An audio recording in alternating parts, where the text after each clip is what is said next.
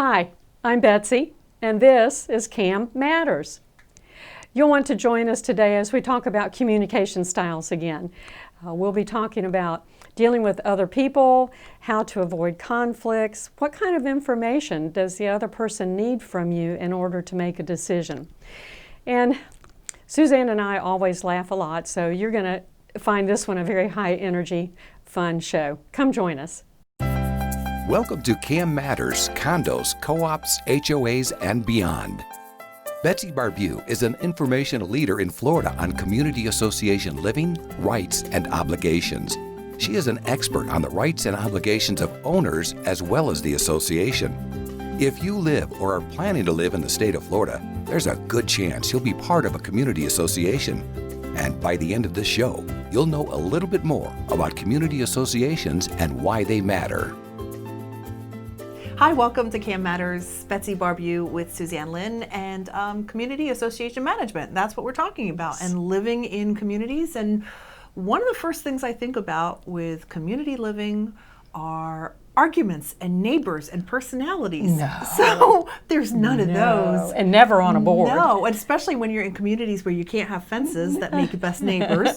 Let's talk about how important understanding different personalities is when you're living in the world, pretty much, but specifically community living. And it's not going to really be much different. It's wherever you live and wherever you work. And I am a behavior specialist. I'm not a clinical psychologist or clinician or anything like that. What I have the ability to do is to help you see the good part of your communication style and then how to put those good parts with other people's good parts and come up with a team. That's right. Come up with a team. Because sometimes these board meetings, they can get pretty fiery, but when you go mirror back, do the whole therapy thing. Now, sir, what I think I hear you saying is, instead of yelling back, right. But where do you start with understanding personalities and not just your personality, but understand the people that you're trying to communicate with? I think that a lot of us, if we think about it, we instinctively know that we're all different, but we treat each other as if we're the same. What's important to me has to be important to you. Right. The way, the kind of information I need, whether it's a lot or a little, I think is what you need, a lot or a little. So I think instinctively think we know we're not the same, but we act as if we are. So you said a lot there. So That's one true. of the things where I would start first is a self-assessment. Okay. And this is very simple. It's a self-assessment. It's not me assessing you. Okay. This is you assessing yourself. And all you're doing is answering 24 questions about yourself. And this is the DISC? I use DISC, D-I-S-C. There are two versions of DISC. There's DISC, D-I-S-C with a little I, and then there's a D-I-S-C with a capital I. So there are two trademarks, two separate versions of it. Okay. And I use the D-I-S-C with the capital I. Okay. I think they get to the same place, okay. But it's just a little bit different presentation of the material. Can you explain why it's called DISC? What it stands for? Yes, let me pull out more charts. Let me pull out more paper. I'm going to try to do this and not lose all my paper. When I say DISC, D-I-S-C, there are other programs. People are familiar with Myers-Briggs, and that's a lot of people have used that. But DISC is so much simpler, it's quicker, it's easier, and usually you remember what you are. In Myers-Briggs, you can't remember those four letters of otter, what, the frog, and then there's that one with the lion, otter, beaver, golden retriever. And then the seven dwarfs. There's similars, and they're ones with colors. But this is your head. This circle is your head, and so this D part is here. No, it's not. It's as if I'm looking down on it. Okay. Okay. So actually, if you're looking down on this, the D is here, the I is here, the S is here, and the C is here. Okay. When you profile yourself, you'll see how much of each part of your head you use and that you prefer to use. Once you do that and profile yourself, and the D, and you ask about what is it. We're just using simple D words, like dominant, direct, determined, demanding, decisive, doer, part of your brain. I is the influencing, inducing, interactive, impressive, interesting, interested in people part of the brain. The people person. The people person. The S is also people person, and this is our steady, stable, supportive, sensitive, sweet, and shy until they get to know you. Right. And then the C is the cautious, calculating, competent, compliant, critical, analyst, careful person. So we have, back in the 30, 40 years ago, we had type A, type B. Oh, sure. And so the top part of the brain, which is here, is your type A. The back part is your type B. And then you've got left brain, right brain. Interesting. So you've got your left brain and your right brain. The left brain part is the task-oriented part. The right brain part is the people-oriented part.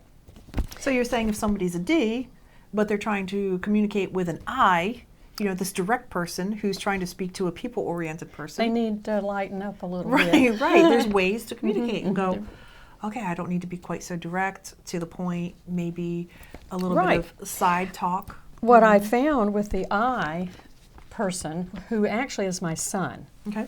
and so I finally gave up trying to make him be like me. Okay. Well, he won't agree with that, Right. but there was a part of me that said, you know what, this just isn't going to work. I'm going to become a student of him, and I'm going to try to understand what makes him tick. So I tried to become a student of him, and so what I found was he would talk to me as a teenager. Now watch this. If I did this, he would keep talking. Right. So long as I smiled Okay. and nodded my head. Okay. He would keep talking. And one day, apparently, he asked me, we were doing this, Yeah. and see, this makes me dizzy. Right. It's like, Right. this is like way too hard to listen and do this at the Right. same time. And he apparently asked me a question while I'm doing this. He asked me a question, and I went into my problem-solving, answering mode, natural self. I forgot what I was supposed to be doing, and I must have done this. Because I went right in here to think, you know, to come up with an answer for whatever he was asking. And he yelled at me. I won't do it on camera here. He said, what? Which scared me because I'd gone into thinking mode. Sure.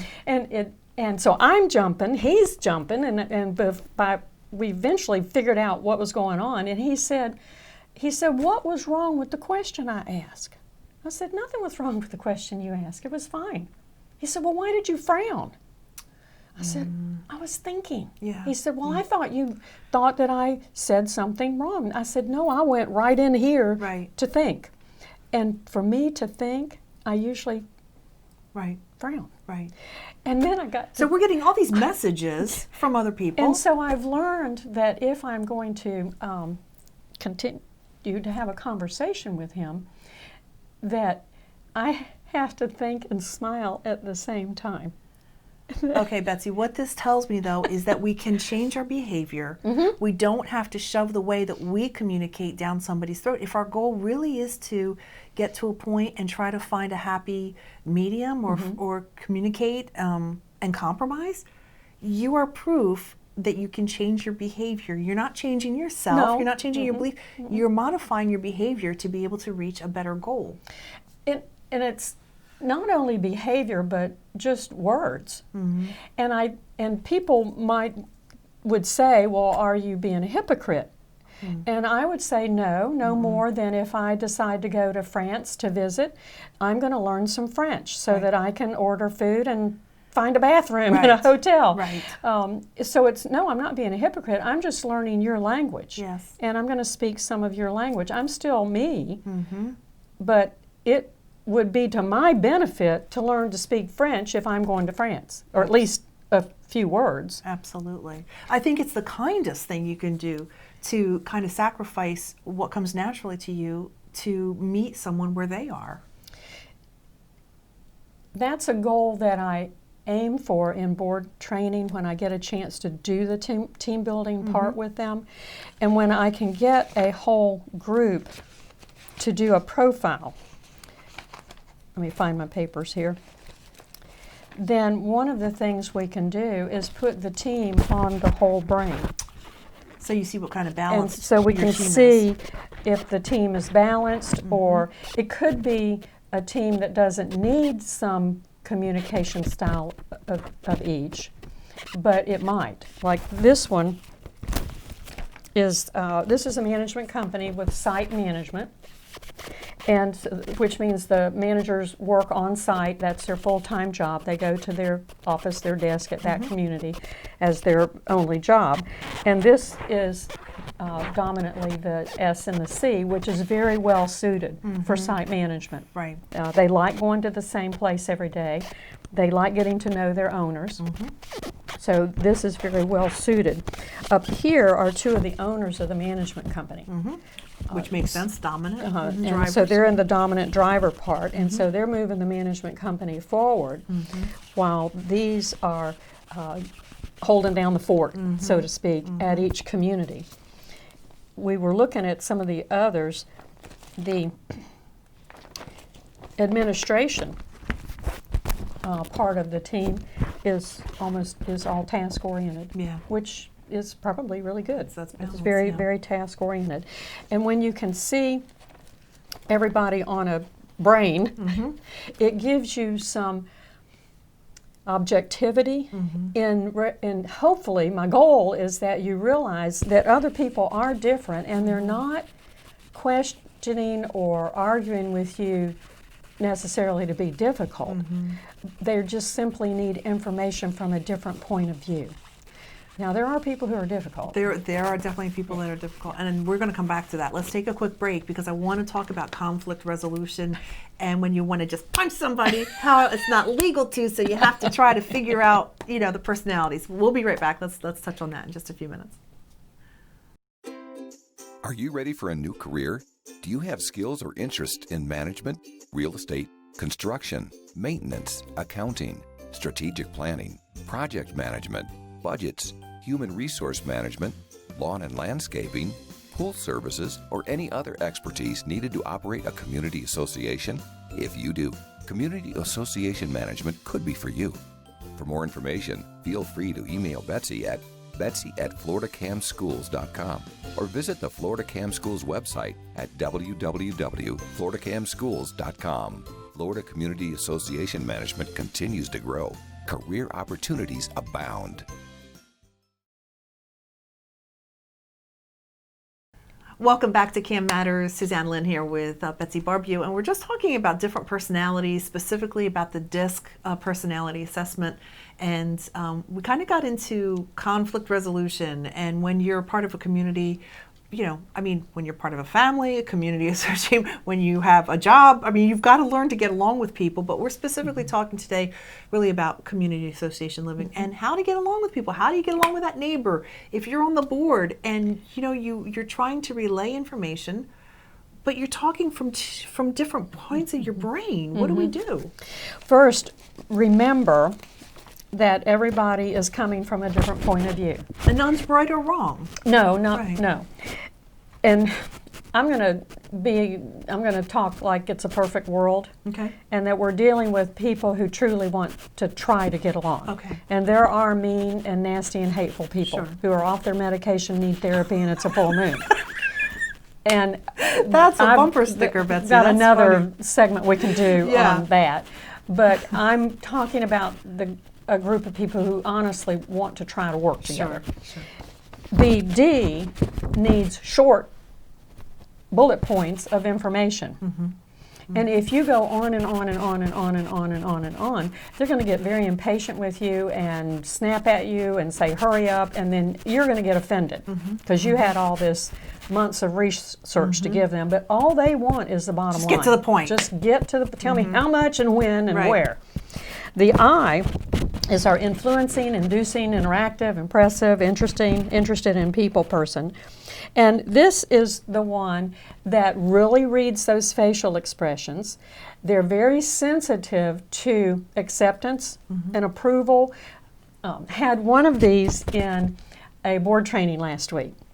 And it was very interesting. I was listening to her talk, and what she was really focused on was the notoriety, the uniqueness, the beauty, no other community in all of Florida is like theirs. Oh, okay. You know, she wasn't talking about how well it was run or any of those things, but she wanted to feel important, and she felt important because she thought her community was one of the best in the state. Good. It was aesthetically above. And she said it's above. So to her, prestige was real important, and not diminishing any of that was very important. So.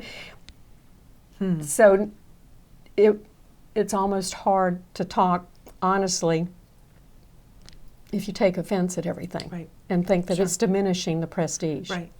The S is waiting for you to make a decision and just tell them what to do. They are the ultimate support person. And they will listen to all this conversation, and they'll listen to everybody going back and forth with all their ideas, but what they want is you just tell me what to do.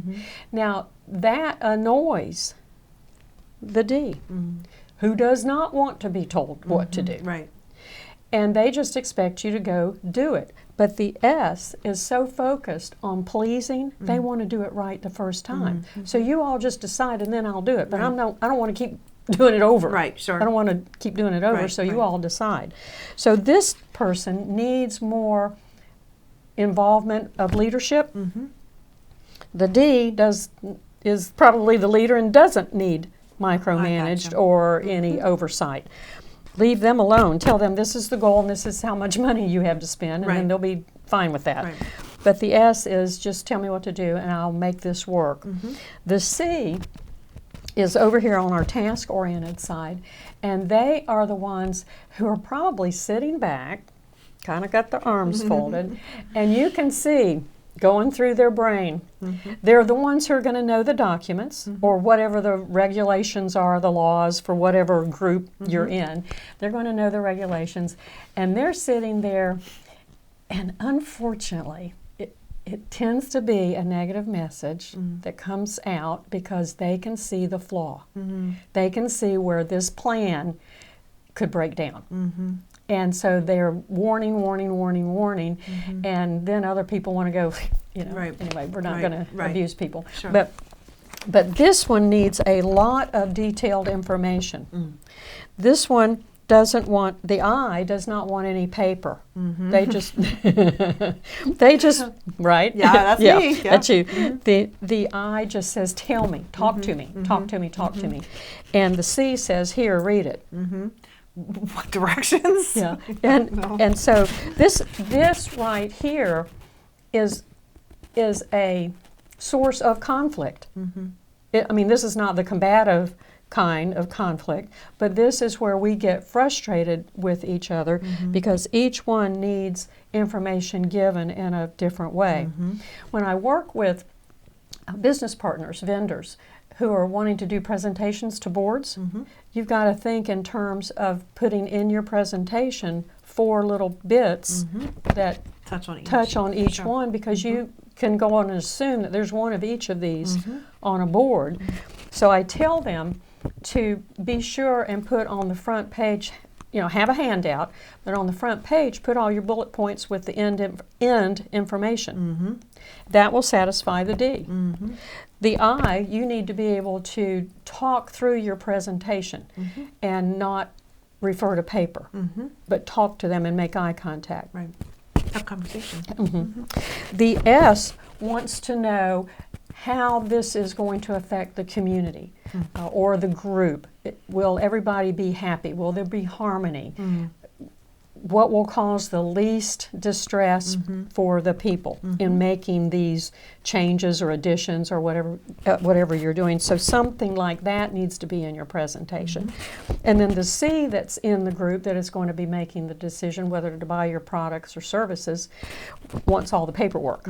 So behind that cover page is where you have all your data, your analysis, whatever you have. And then on the last page should be the information about your company. And I see way too many business providers, vendors put all of that credential stuff on the front page. Quite frankly, they wouldn't be listening to you if you didn't already have some credibility with them. Put those credentials and references in the back. Don't put them on the front. So as you can see, there's a lot of different personalities. How can people get a hold of a DISC test to take? How do they begin to apply it? And I mean, is a good place? I noticed that you've done some of your family. Is it fun to do your whole family and talk about how we can? You can do your whole family, and you know, to be totally self-serving, I can provide the DISC assessments and a consultation, a private one, or a training. And I've got up to probably 8 hours of information. Wow! And I can focus it on stress, time management, resolving issues with people, parenting. Yeah. Because your children are different communication styles. Right. The leadership styles. Each of these is a leader, but they lead from a different position in the group. Some are front leaders. The D leads from the front. The I leads from the middle of the group. Yeah, talk to everybody. Hey, wait, what's going on behind me? Yeah. So they're just standing in the middle of the group so that they can see, they know everybody in the group. Right. The S is actually leads from the back. And they will pick strong, like department heads or managers or supervisors and say, you go do your job and you tell me what you need and I will be here to I've got your back, whatever you need, time, money, resources, whatever you need, I will give it to you, but you know what to do. Okay. And then the C is a leader that leads remotely. And I think of them as ancient king warriors, and in ancient days where the king warriors are on the mountains, and in the valley below are the soldiers. Okay. I'm kind of thinking David and Goliath is kind of what I'm thinking here. Their characters down there. And they're sending they're watching the movements, watching, you know, these are enemies of each other. Right. And they're watching the movements of their soldiers and sending runners down, telling them where everybody should move, but they're doing this remotely, like from two mountains looking down. And so the C is often a remote leader. What you need to know is which leadership position do you prefer, and then which leadership position does the group need based on the project. And it could be that this causes conflict because we've got the wrong leader for the wrong project. And so that's going to cause conflict right there. Sure. There's so much we can talk about. But it's so important that we just try to understand who we are, who the people are that we're interacting with, and just try to get to the final goal. Life's too short not to get along. But I have one last thing I have to show you. Okay. This is my son, and this is his wife. They're exact opposites to me, right? They're exact opposites. They're exact opposites, and I hope there's not a glare on here. Opposites attract. Opposites attract, and then they attack. Oh, no. But they just celebrated an anniversary. They just had an 11th anniversary. Yes, they did. But they are opposites. They knew this before they got married. Okay. Now, what that could mean in a family, there are two things that we often argue over in a family. Extra time, what do you do with it? And extra money, what do you do with it? Both of these will have a different idea of what to do with extra time and extra money. Absolutely. And Chastity, bless her heart, she has learned how to work it out with him. I don't know how. That's good. She doesn't She's frown. a better woman than me. She doesn't. She's a a better woman than me. But I can't help it. Okay, sorry, Adam. This is me and Chastity. You look the same, but she's deeper. We're actually very similar. She's just more. She's more She's Betsy. Stronger than me. She's more. So when I look at this, I just laugh my head off because Adam married his mother. And that's the moral of the story. And I'm thinking, oh, there is justice. Well, thank you for joining us. I love this one. So much fun. Just talking about personalities. You know, get a hold of Betsy. I'm telling you, I've been doing a couple personality tests. It has helped our business. It's helped our marriage. It's helped me be a better mom. You know, I have a long way to go. But it's just when you start understanding who you are. I have a long way to go, too. And Adam would probably disagree with a lot of this, but it helped. Yeah, it really helped. does. Yeah. Yep. Thanks for joining us. Have a great one. We'll see you the next time. Thank you for listening to CAM Matters. Be sure to subscribe so you don't miss any future episodes. For more information, feel free to email Betsy at betsy@floridacamschools.com or visit the Florida Cam Schools website at www.floridacamschools.com. Information provided on this show is general in nature and does not constitute legal advice. Please contact a licensed attorney for your specific situation.